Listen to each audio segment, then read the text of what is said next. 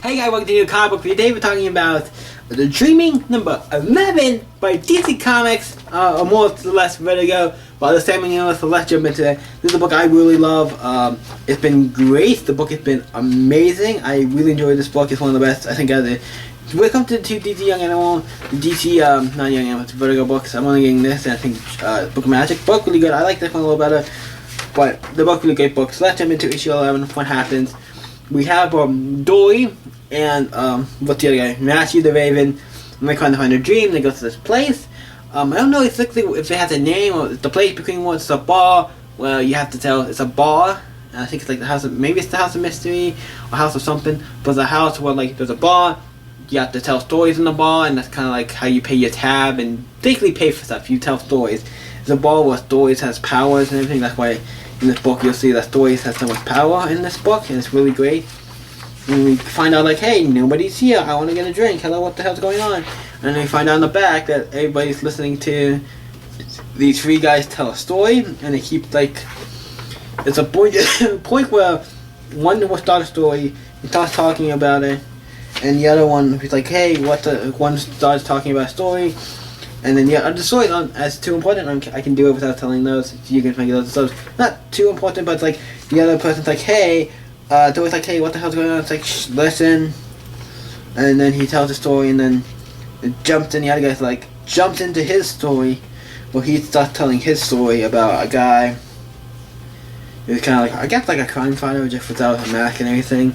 And then it cuts back to her getting a beer and doing stuff, and then she meets a person who has a bucket of water. It's this guy who's a jackrabbit kind of thing. It's like nobody can, like, hey, what's the deal? Yeah, it's like alive and all this shit. What the hell's going on? And the other guy cuts back to the story, and then it cuts to like the final guy jumps into his story, and then we find out that, hey, there's a fire going on upstairs. What the hell? There's a fire going upstairs, and him and the rabbit and the two guys. Her, Dory, and the rabbit and the two trying to figure it out, and nobody can really see me. What's going on? Because I have a thing with like nobody can see me because I'm all too busy focusing in. They kind of all forgot about me. And they're trying to. Then the story continues. The one guy has the story, then it cuts back to the other guy, and he starts his story kind of like again. It's like in almost like a loop. So the guy's saying the story's in a loop without really an ending and stuff. So it just keeps going and going, and they're all kind of trapped in it.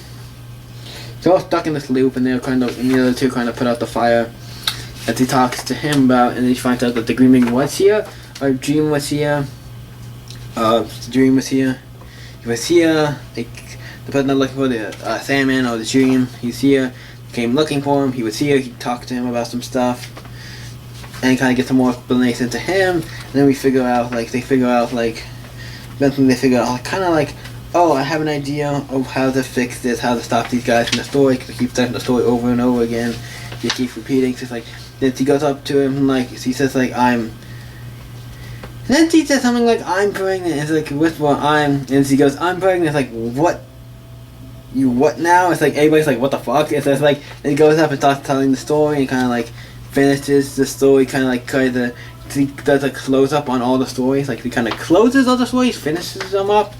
He finishes up all three stories, like, what the fuck, and then she's like, oh yeah, this is the place, yeah, my friend's story came to be, he's like, that's how the story came to be, oh, and also the pub's on fire, and these guys keep you in a trance and all stuff, and like, go get those fuckers. They're like, oh shit, then everybody starts going, and they know it's the fire and everything now, and it's like, oh shit, because they were all like kind of trapped in this thing where like they would keep telling stories, and the stories would keep repeating, so it's like a loop, so they couldn't like leave to go do anything with the fire. So then Dory goes up with Matthew to try and find the guys, and this creature comes out and like starts. I don't know, they kind of lock the door and stuff and do stuff. They go in this room, shut the door, lock it. I forgot Dory can change into this creature. She comes after them. It's like, oh shit, they're the three of them go. They're on like a motorcycle bikes, and these find out one of them is Ziggy. One of the people knew back on the when she was in the dream. So I'm like, oh shit.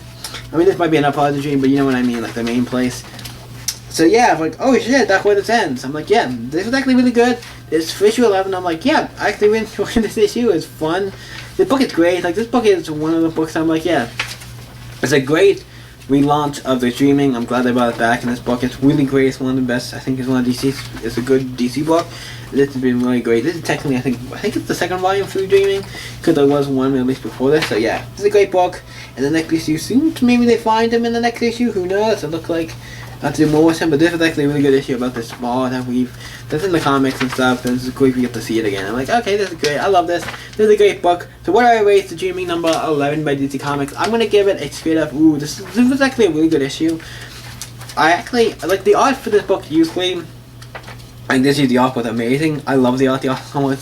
But the motherfucker gets a 10. I know there's one point where they changed the artist, like a little arc for one little piece of this. They did change the art for like one little thing. But other than that, I was like, I love the main artist for this. In this particular issue, even if this one, I think it's just one artist for this, right? Let me look at the artist for this.